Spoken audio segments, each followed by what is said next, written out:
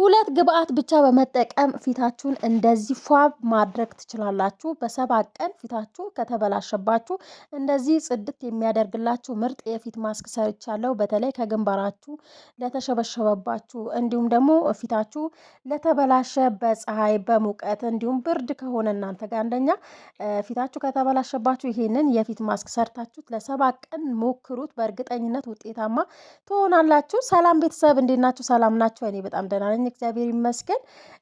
ዛሬ በአዲስ ቪዲዮ መጥቻለሁ። የዛሬ ቪዲዮ በእርግጠኝነት ትወዱታላችሁ። በመጀመሪያ እዚህ ጋር የምጠቀመው ቡና እጠቀማለሁ። የተጠቀምኩት ሁለት የሾርባ ማንኪያ ወይም ደግሞ የስኳር ማንኪያ ነው የተጠቀምኩት። ትንሹ ቡና ተጠቅሜያለሁ።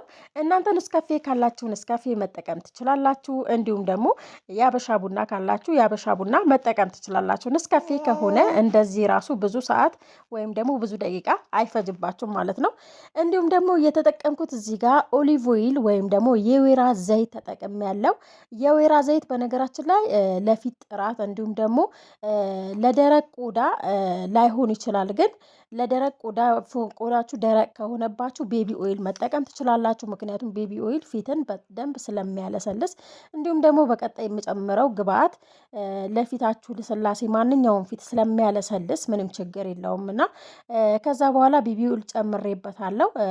እናንተ ባላችሁ ቅባት መስራት ትችላላችሁ። መጀመሪያ ቤቢ ኦይል ካላችሁ በቤቢ ኦይል ብቻ እንዲሁም ደግሞ የወይራ ዘይት ካላችሁ በወይራ ዘይት ብቻ መጠቀም ትችላላችሁ።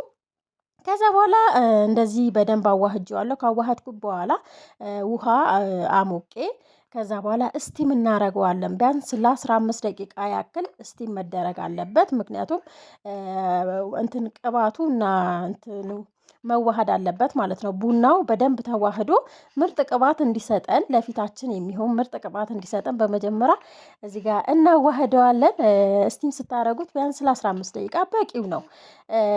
በዚህ አጋጣሚ ለቻናሌ አዲስ የሆናችሁ ቤተሰብ እየሆናችሁ አበረታቱኝ። እንዲሁም ደግሞ አዲስ ቤተሰቦች ላይክ፣ ሼር፣ ሰብስክራይብ እያደረጋችሁ ለምታበረታቱኝ በኮመንታችሁ በጣም አመሰግናለሁ ማለት ነው።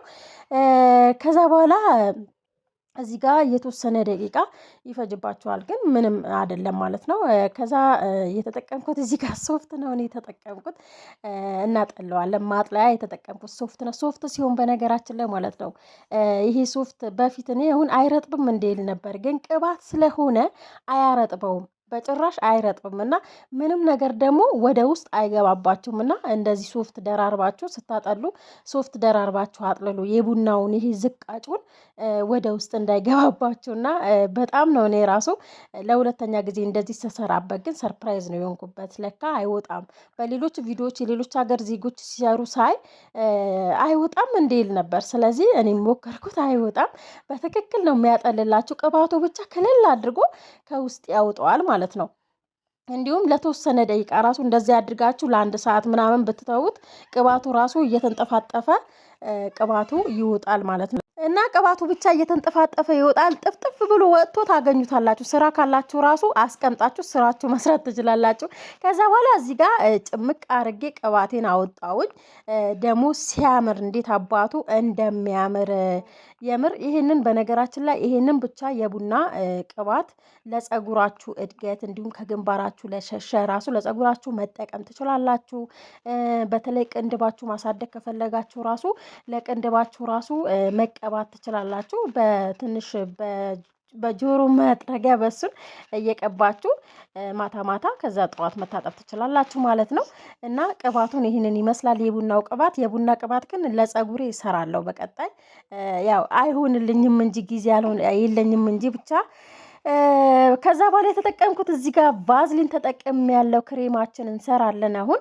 ቫዝሊን ፊትን ለማለስለስ እንዲሁም ደግሞ እጃችሁ ከተሰነጣጠቀባችሁ ብርድ ከሆነ እንደኛ እናንተ ጋርና ሙቀት ከሆነ ደግሞ ማታ ማታ ተቀብታችሁ ምንም ችግር የለውም። ማታ ጠዋት መታጠብ ትችላላችሁ፣ ሳታበዙ መጠቀም ማለት ነው። ፊታችሁ ወዛማ ከሆነ ራሱ ምንም ችግር የለም። ታጥባችሁ ተቀብታችሁ ከዛ በኋላ ሳታበዙ በትንሽዬው መቀባት ትችላላችሁ።